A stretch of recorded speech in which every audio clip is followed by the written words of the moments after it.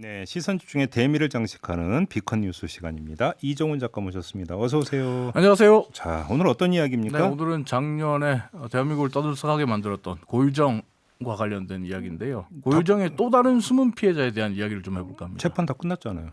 아니, 숨은 피해자가 있어요. 그래요? 누군데요? 네. 고유정이 전 남편을 살해한 장소로 이용했던 제주도의 펜션을 운영했던 노부부. 이 부분들도 역시 숨은 피해자라고 할 수 있는데 무슨 얘기인지 대충 짐작이 되네요. 최근에 이제 지금은 라디오 시대에 법률 상담해 주시는 손수호 변호사가 자신의 SNS에 글을 하나 올렸는데 이 글이 인터넷과 SNS에서 큰 화제가 됐습니다. 네. 참고로 그 제주도의 펜션 같은 경우는 노부부가 노후 생활을 위해서 은퇴 자금을 다 쏟아부어서 지은 곳이라고 얘기를 합니다. 하지만 이른바 고유정 사건 직후 손수호 변호사의 표현을 그대로 옮기자면 언론의 부주의함 때문에 이 펜션이 어디에 있는 펜션인지 또 어느 펜션인지 세상에 다 공개되었다고 합니다. 언론의 부주의함 때문에. 언론의 부주의함이라는 단어에 제가 꽂혀서 얼마나 부주의했나 한번 찾아봤습니다. 네. 작년 기사들을 쭉 다 찾아봤어요. 뭐 엄청 많았을 텐데 기사가. 쭉 찾아봤는데 아주 디테일하게 잘 쓴 기사가 있더라고요. 지금 유튜브에 올려놓은 사진 한 장 보시면 이게 작년 6월 11일자 중앙일보 기사인데요. 네. 보시다시피 사진은 어느 정도 모자이크 처리가 돼 있어요. 근데 기사의 시작이 아주 디테일합니다. 제주시 어디에 있는 주택이다. 도로에서 샛길로 빠져서 수백 미터를 더 가면 막다른 골목이 나오는데 그 막다른 골목에 있는 집이다. 쉽게 하면 약도 그려줬군요. 약도를 다 디테일하게 해줍니다. 그리고 외관까지 다 설명해 줍니다. 사진은 모자이크인데 오래된 양옥을 개조한 민박형 펜션이다. 그러니까 기사만 보면 사람들이 어디에 있는 어떤 펜션인지를 금방 알 수 있게. 다 알 수 있게 해줬어요. 심지어 뭐 마당이 어떻게 생겼다, 정원에 어떻게 돼 있다 이런 것까지, 간판이 있다 없다까지. 그럼 이 기사를 본 이제 그 일반 그 관광객이나 이런 사람들 알아서 피해가게 만들어 버렸다 결과적으로. 결과적으로. 그러니까 펜션은 그러면 이제 그 결국 영업을 거의 못할 지경이 되어버렸고. 손님들 입장에서는 뭐 이 펜션을 찾아갈 수 있겠어요? 못 찾아가죠. 안 찾아가죠. 못 찾아가는 게 아니라 안 찾아가죠. 여기를 피해 가겠죠.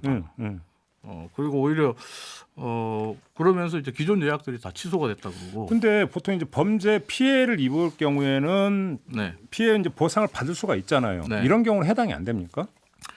해당 손해배상을 하면 되죠. 고유정을 상대로. 법적으로 손해배상을 청구하면 되는데 문제는 고유정이 재산이 없다는 거예요. 그러니까 손수호 변호사 말에 따르면 지금 손해배상 1심 재판을 했어요. 그리고 노부부 측이 승소를 했다고 합니다. 소송까지 가서 이기기도 했어요? 승소를 했어요.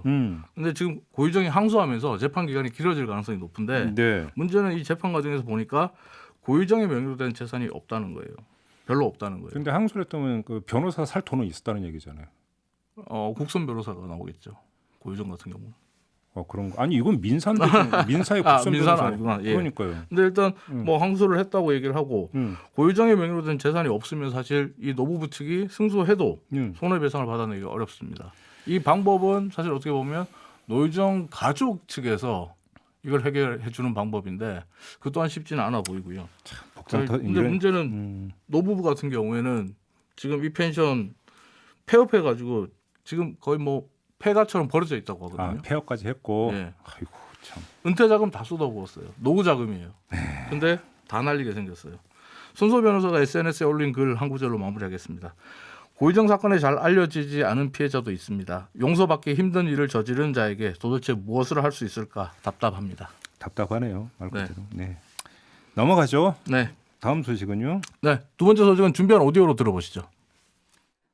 저에 대해서 그렇게 숙소 간사를 쓴다 안 쓴다 하는 거를 사실이 아닌 것을 이런 상임위 자리에서 들은 이야기를 가지고 그렇게 말씀하시는 거는 굉장히 적절치 않은 말씀이므로 유감을 표합니다.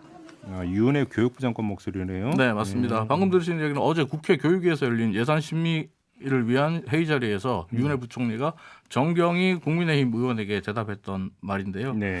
정경희 의원이 질의에서 이렇게 얘기를 합니다. 저희가 들은 정보에 의하면 장관님은 단 한 번도 간사를 사용한 적이 없다고 합니다.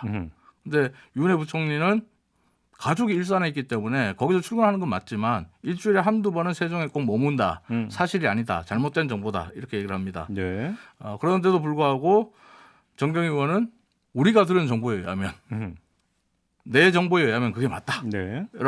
뭐 그쪽 계속 자신의 정보에 가 맞다는 식으로 몰고 갑니다. 네. 실제로 이 문제 같은 경우는 지난 국정감사 때 유은혜 부총리가 답변을 한 바가 있습니다. 하지만 그럼에도 불구하고 정경희 의원은 국감 때 그렇게 답변한 거 기억하지만 저희가 들은 정보로는 그렇다라는 말만 계속 이게 새로 나온 얘기가 아니라 그러면 이미 나왔던 얘기입니까? 예. 그러니까 이미 나왔던 얘기고 이미 부총리가 답변을 한 이야기예요. 근데 저희가 들은 정보, 우리가 들은 정보에 의하면 사실이 아니다라고 한다. 그래서 이제 유은혜 부총리가 그러면 출처를 얘기해 달라. 이 얘기를 하는데 출처는 밝힐 수 없다고 얘기해요. 근데 네. 유은혜 부총리가 관사를 썼느냐 안 썼느냐가 왜 중요한 문제가 되는 거예요? 그건 유은혜 부총리가 세종시에 있는 교육부 장관 간사를 강주에서 파견온 김모 파견교사에게 1년 9개월 동안 사용하게 해줬기 때문에. 잠깐 파견을 왔다는 게 광주에서 교육부로 파견 네, 왔다는 교육부로 얘기예요? 파견온 거죠. 예. 근데 이걸 쓰게 한 게 그럼 또 왜 문제인데요? 쓰게 한 거는 사실 뭐 장관 간사 같은 경우는 장관에게 제공된 거지만 실제로 빈방이 있다고 해서 쓰라고 할 수는 없어요.